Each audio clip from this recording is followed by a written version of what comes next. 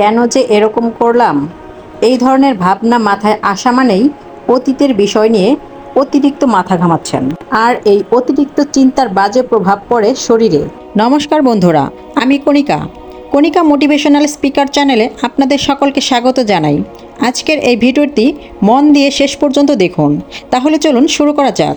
অতীতের কোনো ঘটনা নিয়ে আক্ষেপ, অমনটা না করলে এমনটা করলে কেমন হতো, কিংবা পূর্বের কোনো সিদ্ধান্ত নিয়ে আজও হিসেব কষে যাওয়াকেই এক কথায় অতি চিন্তা কিংবা অতিরিক্ত দুশ্চিন্তা হিসেবে গণ্য করা যেতে পারে। ইউনিভার্সিটি অফ মিশিগানের করা এক গবেষণা অনুযায়ী 25 থেকে 35 বছর বয়সী প্রায় 73% মানুষ এই কাজ করে থাকেন।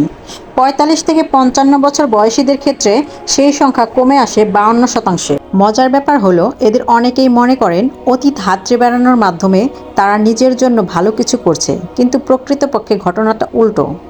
স্বাস্থ্য বিষয়ক একটি ওয়েবসাইট প্রকাশিত প্রতিবেদনে স্ট্যানফোর্ড হেলথ কেয়ার সেন্টার বিভাগের পরিচালক ডেভিড স্পিগেল বলেন, অনেক সময় একটি সমস্যা নিয়ে দুশ্চিন্তা করার ক্ষতি খোদ ওই সমস্যার কারণে হওয়া ক্ষতির মাত্রাকে ছাপিয়ে যায়। অতিরিক্ত চিন্তা করার ফলে শরীরে নানান প্রভাব পড়ে, আর এই অতিরিক্ত চিন্তা করার ফলে শরীরে যে সব ধরনের ক্ষতি হয় তার মধ্যে 5টি ক্ষতি সম্পর্কে আমরা এই ভিডিওতে জানব, এবং এই ক্ষতি ও অতিরিক্ত দুশ্চিন্তা থেকে মুক্তি পাওয়ার উপায়গুলো সম্পর্কে জানতে চান তাহলে অবশ্যই কমেন্ট বক্সে কমেন্ট করুন।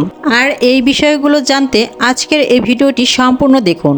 ভিডিওটি শুরু করার আগে যারা এই চ্যানেলের নতুন তারা অবশ্যই চ্যানেলটি সাবস্ক্রাইব করুন এবং বেল বাটনে প্রেস করুন এরকম নতুন ভিডিওর নোটিফিকেশন পেতে। ভিডিওটি ভালো লাগলে অবশ্যই লাইক করবেন এবং ভিডিওটি শেয়ার করবেন যেন তারাও ভিডিওটি দেখে উপকৃত হয়। এবার চলুন শুরু করা যাক। নাম্বার 1, ভেবেই দিন গেল, করা আর হলো না। কোনো বিষয় নিয়ে অতিরিক্ত চিন্তা করার কারণে অসংখ্য সম্ভাব্য করণীয় মাথায় আসে, তবে সমস্যা হলো সিদ্ধান্ত স্থির করাই তখন মুশকিল হয়ে যায়। ইয়েল স্ট্রেস সেন্টারের পরিচালক রাজিতা সিনহা বলেন, এমন কোনো সম্ভাব্য ফলাফল আটকে যেতে হয় যা হয়তো বাস্তবে কখনোই হবে না, আর এখানেই মানুষ আটকে যায়, ফলে কিছুই আর করা হয় না। আপনি যদি কোনো পদক্ষেপ না নেন তবে বিফল হবেন না, আবার সফলও হবেন না, আর এ সময় ভুল সিদ্ধান্ত নেওয়ার আশঙ্কাই বাড়ে। এন হোয়াইট ল্যাঙ্গন হেলথের মনোবিজ্ঞান বিভাগের সহকারী অধ্যাপক লরা প্রাইস বলেন, অতিরিক্ত চিন্তা করার কারণে একজন মানুষের ইন্দ্রিয় ভোঁতা হয়ে যায় এবং তার ফলাফল হয় এমন একটি সিদ্ধান্ত যা হয়তো আপাত দৃষ্টিতে ভালো ছিল কিন্তু প্রকৃতপক্ষে ধ্বংসাত্মক। নাম্বার 2, সৃজনশীলতার অবক্ষয়। মস্তিষ্কের কিছু অংশ নিষ্ক্রিয় থাকলে মানুষের সৃজনশীলতা বাড়ে।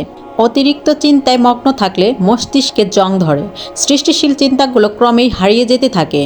এটা ঠিক যে কিছু বিষয়ে মনোযোগ দিয়ে চিন্তা করলে নতুন পন্থা বেরিয়ে আসে, তবে বেশিরভাগ ক্ষেত্রেই অতিরিক্ত চিন্তা বা দুশ্চিন্তা মানসিকভাবে আপনাকে বদ্ধ করে ফেলে। স্ট্যানফোর্ড ইউনিভার্সিটির গবেষকরা কয়েকজন অংশগ্রহণকারীকে এমআরআই যন্ত্রের সঙ্গে সংযুক্ত থাকা অবস্থায় কঠিন সহজ মিলিয়ে কিছু ছবি আঁকতে বলেন। যে ছবি আঁকা যত কঠিন তাতে অংশগ্রহণকারীদের ততই বেশি চিন্তা করতে হয় এবং ছবি আঁকায় তাদের সৃজনশীলতা ততই কমতে থাকে। নাম্বার 3, কর্মশক্তি হ্রাস। চিন্তা কিংবা দুশ্চিন্তা দুটোই মস্তিষ্কের উপর দিয়ে ধকল যায়, খরচ হয় কর্মশক্তি। লরা প্রাইস বলেন, শারীরিক পরিশ্রম নেই কিন্তু মাথায় চিন্তার ঝড় নিয়ে দিন কাটানো মানুষকে দ্রুত অবসাদগ্রস্ত করে তুলবে। স্পিগেলের মতে, অতিরিক্ত দুশ্চিন্তা করে আমরা নিজেদের মানসিক চাপ নিজেরাই বাড়াচ্ছি। তৈরি হচ্ছে কর্টিসল হরমোন, ফলে ক্লান্ত হচ্ছেন ঠিকই কিন্তু ফলাফল আসছে না। এ যেন ভুল গিয়ারে গাড়ি চালানো, ইঞ্জিন পুরোদমে কাজ করছে ঠিকই কিন্তু গাড়ি খুব একটা গতি পাচ্ছে না। নাম্বার 4, ঘুমের সমস্যা। মাথায় রাজ্যের চিন্তা ঘুরপাক খেতে থাকলে ঘুম হবে না, এটাই স্বাভাবিক। ঘুমানোর জন্য শরীর শান্ত হতে হবে, হৃদস্পন্দন, রক্তচাপ, শ্বাস প্রশ্বাসের গতি কমতে হবে। কিন্তু মাথায় চিন্তার ঝড় বইলে এমনটা হবে না, ফলে ঘুমাতে পারবেন না, আর ঘুম পূরণ না হলে পরদিন কাজ করার স্পৃহা হারাবেন, শরীর চর্চা কমে যাবে, জীবনযাত্রার সব স্বাস্থ্যকর দিকগুলোই ক্ষতিগ্রস্ত হতে থাকবে। নাম্বার 5, খাওয়ার রুচি। মানুষভেদে এক্ষেত্রে প্রভাব ভিন্ন। দুশ্চিন্তায় কারো খাবার বন্ধ হয়, আবার কারো লাগামহীন হয়ে যায়।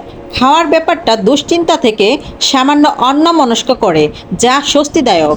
আর এ সময় মানুষ বেছে নেয় সবচাইতে সুস্বাদু কিংবা অস্বাস্থ্যকর খাবারটাই। প্রক্রিয়াজাত চর্বি, চিনি ইত্যাদি অস্বাস্থ্যকর উপাদানে ভরপুর খাবারগুলো কমফোর্ট ফুড হিসেবে হয়তো এ কারণেই খ্যাত।